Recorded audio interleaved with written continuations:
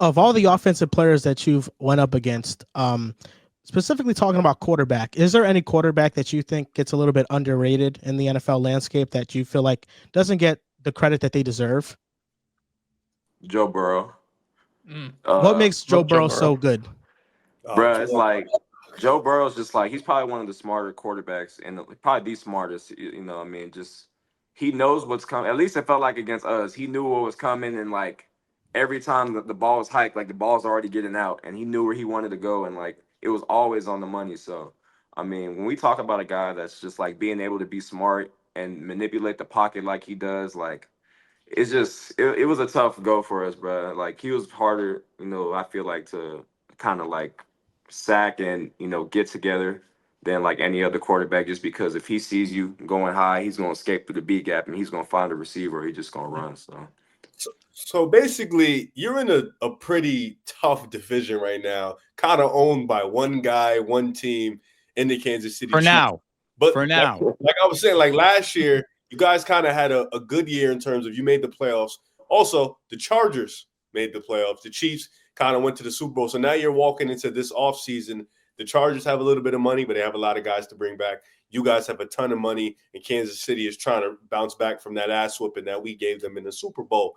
What's kind of like your mindset walking in, just looking at the division? You know, I know you're probably not thinking about the Raiders right now for this season coming up, although maybe they could shake some things up with Pete Carroll. But what's your just mindset in, having to face the Chargers offensive line, then going having to face Kansas City? Like, what's your mindset going into those matchups? Because I know you guys want to be able to take that leap from last year to this year. yeah, I mean it's tough all around. Like you said, like the Raiders, especially like when we played them last year, they were a really scrappy team.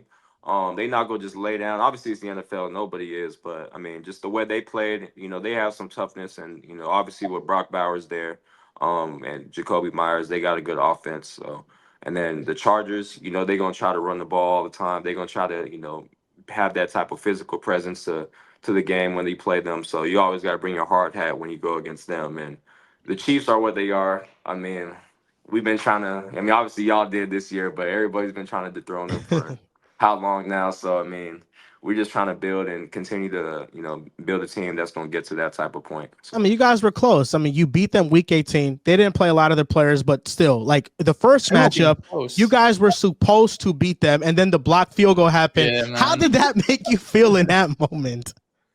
It's one of those things where like you ever like watch the game and like something happened and like you're like, is this even real right now? Yeah. Like it was just one of those like, and I'm just like sitting on the sideline like hoping like, oh, like a flag happened or something crazy happened to where we can get it back. But nah, that was probably one of the crazier moments in like my football career, being able to see that. No, I was 100% ready for Drew to come in next show talking all of his shit, talking about how the Broncos about to go to the Super Bowl after that. And when they blocked that kick, you're right. It dead felt like this is something that just shouldn't happen, right? You guys, I mean, you played them as good as any team had this season, right? But I got one question for you, Nick, because me and you, we got something in common, believe it or not. Nathaniel Hackett was my offensive coordinator this past couple of years. He was your head coach your rookie season. And I can't think of a bigger 180 than going from Nate Hackett to Sean Payton year over year, right? And Sean Payton is one of the most established head coaches in the NFL, but he also, does things his way for better or for worse. I remember this past offseason, he was talking shit about the Jets, right? And you guys shut us up for sure. But to peel back the curtain, what is Sean Payton actually like in the locker room? He has like two sides to him. He has like the side where like everybody sees on social media where like, he can be like a tough coach and he's always like kind of, he's hard on the players and stuff like that. But like there's also a side where like he's joking and like being silly and like kind of like one of them goofy grandpas in a way where like he's just cool to be around and stuff like that. So he definitely has a good balance to him. And just as far as like the coaching aspect, I mean, it's hard to argue with anything that he wants to do because all he done is win everywhere. So fact. You just got to appreciate his love for winning and stuff like that. Now, obviously, our defense was amazing this year. Every single level, we were fantastic. But let me ask, coming into this season, what's one thing you feel like we could be better at than we were in the year past? Yeah, I feel like definitely, I'm going to start up front, just kind of having better gap integrity, and when we go against those quarterbacks, those mobile quarterbacks, just being better at like caging them in and things of that nature. Because the elite guys in the league, I mean, they're especially in the AFC, you got guys that can move with the ball and make plays down the field. So we got to try to keep them in the pocket. But then going on to the back end and linebackers, I feel like just being on the same page when it comes to coverages and not having any busts. I feel like those were kind of the two things that, like, when we had bad performances, were like the main things that happened. So. It's a fact. And I feel like it's tougher to maintain gap integrity when, I mean, you guys play a lot of man coverage. It's a lot of cover one, man coverage. So it's a lot of the eyes are not on the quarterback. So there's a lot of pressure on you guys to make that play. And if you don't, then you see a scramble for 10 to 15 yards. Question, because you're about 24, 25, I want to say. You're relatively young. So you've kind of come into the league with guys like Micah Parsons, guys like Jalen Carter, and I believe TJ Watt and Joey Bosa. They're not far off from you. But what would you say would be a guy or multiple guys that you modeled your game after? Because I know there's a lot, like Joel mentioned, or was Drew, I forgot, that the speed rushers are starting to make that trend, or that trend back into the league as those dominant forwards. What's a guy you model your game after, or you watch a ton of film on? Yeah, especially coming into the league, I definitely watch a lot of Micah, and I watched a lot of Brian Burns. I feel like those type of guys kind of had that play style and to where I think I can take things from them and try to use them in my game and stuff like that. But a guy who I feel like is really underrated right now and that I've been watching a lot is John Bernard as well. So yeah, and that's a similar type to you, and they drafted another player that fits that mold in Dallas Turner, just a speed rusher who early on in his rookie year, he didn't play the best, but over the stretch of the season, he played some really good football for the Vikings. Yeah, Dallas is dog for sure. Go ahead, sorry. Draft coming up. Who do you guys want to pick? Like, who do you want to pick as a defensive player? He's asking the important questions. Or sitting there, you're thinking like, I think this is what I would do. This is what I would do. I know, and I know you watch a little bit of college. Maybe watch a lot of it. I don't want to assume nothing, but I can say you watch enough to know. You know who you guys want. So who would you want to pick with your draft pick? I mean, you can go like anywhere. I feel like there's a lot of good talent in this draft. He's been media trained. That was a media trained answer. I mean, a lot of talent. Could go offense, defense. I definitely would want to go defense, whether it's like edge guy to help out our room. We get a backer, a linebacker, or a D tackle to get better up front. Or there's some good DBs in this draft too. Let's bring some of your alma maters. Bring Billy Bowman and Danny Stutzman in the building. Yeah. No, facts. I've already been talking to George about him. Hopefully they're on the radar. So. Billy Bowman's tape is ridiculous. Yeah, he gets after it. Yeah. That's freshman year with me, bro. Like he was one of them ones for sure. So I mean, hopefully we can go get him. I can understand us wanting some depth at the line. I feel like we're there, though, especially with Jonah Ellis kind of being in that background, knowing that he's a kind of a sleeping dog that probably we're going to see him break out this year. I could see linebacker, not knowing what's going to happen with Singleton. Obviously was hurt last year. We definitely could use a linebacker there, but I just can't help it. I see pick 20. I see the offensive talent. I see the ceiling of where our offense can be if we just have a little bit more talent there. Our defense was just amazing. So I feel like I'm not even thinking about at pick 20 a defensive guy, but I feel like with our offense, that's the one part of our team that really can take that next jump. Our defense did that this year. It's time for our offense to kind of catch up there. Yeah, I mean, especially with the guys that they have in the draft this year. I mean, the running back class we all seen this weekend is loaded. Yeah, I mean, so you're going to get a good player in the first or second with that, possibly even the third. And then, obviously the wide receiver class is really good. The two tight ends I kind of feel like are, the guys that can really make a difference. Where it's what's bro from Penn State, Tyler Warren and Loveland. Yeah, Loveland. Would love if Warren falls 20, it's up. They're good with their crew now. Don't worry, they're good. I know how Sean is on offense, and I know he would love his tight end. So I mean, I can see that happening, but we just gotta see. Now, If he could Bonito, find his Taysom Hill, I feel like that's a player that Taysom he Hill loves is a to have. potential option. Now, Yeah. Nick Bonito, I don't want to get you in trouble here, but I want to really ask this question because Get him in trouble. this is a talking point all throughout the NFL season. Now, I'm not going to name no names, okay, but you're going to understand what I'm asking. There's a certain team that when teams go up against them, they feel like they got to go up against that team, but also another force in the stadium, if you know what I mean. How true do you think that is? That when you're going up against this one team, you also feel like you're going up against some other forces? That sounds crazy. I think I understand what he's hinting at. Now, Nick, I'm just going to put it to you bluntly. He's saying that the Kansas City Chiefs benefit from the referees. No, I'm asking you if you think a certain team benefits from them. No specifics. I don't think they do, man. I think that's just like more of like a social media thing. I mean, at least like from when we played against them, I feel like we kind of had like the game in our hands to That's win fair. all the times we played them. But I just feel like as soon as like the refs make a big call for them, like everybody just be like, oh, they're cheating for them, blah blah blah. But it's Couple of like I don't know, man. Sometimes Couple you of just gotta them. respect winning, and I hate to give them credit too. So I love that we're on the same page. Yeah. Social Oh my media has driven me crazy with like every single call gets nitpicked and stuff like that. And the Eagles beat them fair and square, so there was nothing to nitpick. Now I want to get to know you on a personal Yeah. level, and I feel like there's Eagles one question. dominated. Brother, Yeah, no, they did dominate. This is the one question I want to ask you to get to know you on a personal level. Drake or Kendrick Lamar? We already Kendrick. know it. This guy Kendrick. tweets, Nick, I love you. I really do. I see it all the time. He's talking about how Drake got his ass beat so bad that he can't come back from this. Listen, like it has nothing to do with Drake's music because I'll listen to Drake. I'm like the fakest Drake hater. I'll listen to Drake right now. Like, but I mean, I don't know. I just don't like just how he moves and just his personality and stuff like that. It just is not the type, that kind of sits well with me. But What's in your rotation right now? Who are you listening to?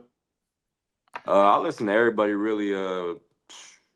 My main guy is probably like Don Toliver, Okay. Travis Scott. Yeah, I mean those type of guys. Yes, brother. Ken Carson, Destroy Lonely, all those type of guys. Oh, I like that. Destroy Lonely is a really good artist. Dan Yeah, no, he's Carson. fire. So I'm assuming you like Playboy Cardi.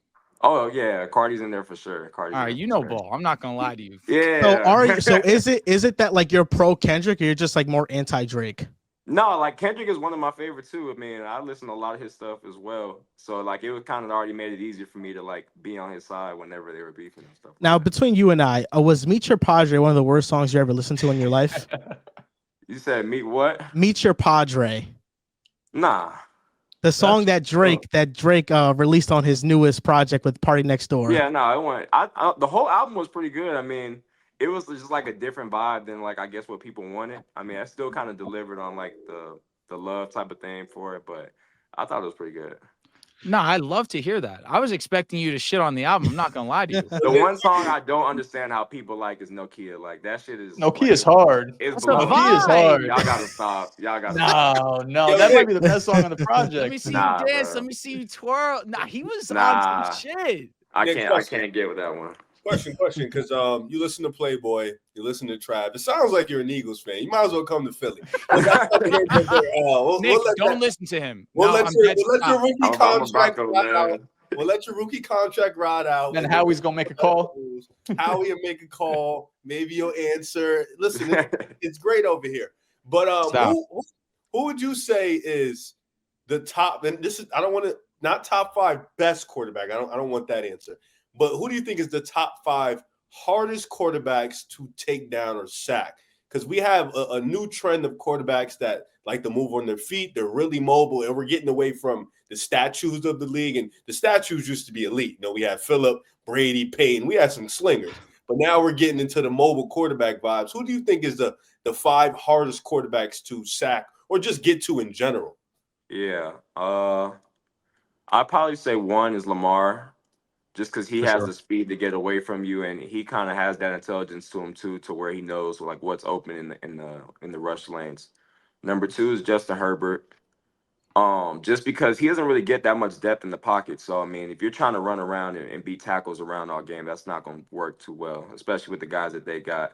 He's kind of going to get his 4-step drop and just kind of sit there, and then he can also run and make plays. So he was pretty tough. Joe Burrow was probably number 3. I'm seeing a trend because you were able to get to all of them. Yeah, I mean, You were able to get to all of them. I'm just yeah, no, here. for sure. It's just those guys were really good. They at are what tough. They They do. are. Yeah. All jokes aside. I don't know who the last 2 would be. Patrick Mahomes doesn't enter the Matrix in here. We don't Where talk is about Josh that guy. Allen? We don't talk about that guy. I don't know. I feel like at least like a last couple times we played in the last 2 seasons, and like a lot of it's not his fault. It's just like with their old line and stuff like that. But I feel like Josh Allen doesn't enter the Matrix. You know the guy. Josh Allen, yes, Josh Allen. I would actually put him above Joe. Let's get there. He'll probably be 3 or 4. So Lamar be and 3. Josh are 1 and 2. You played both of them. Who would have been your MVP this season? Lamar. Lamar. I would give it to Lamar. Me too. He got Lamar robbed. was OD Yeah. this year. Lamar. What about Geno Smith? What? What about him? Gino into it? He said, "What about him?" Oh my goodness! What about him? No. Like, No, I meant just hard to sack. Nah, I didn't think he was one of those guys. It'd be like that. Statue. Geno. He's not one of them dudes, man. He's Yeah. great. Who do you think should have won last year? The MVP.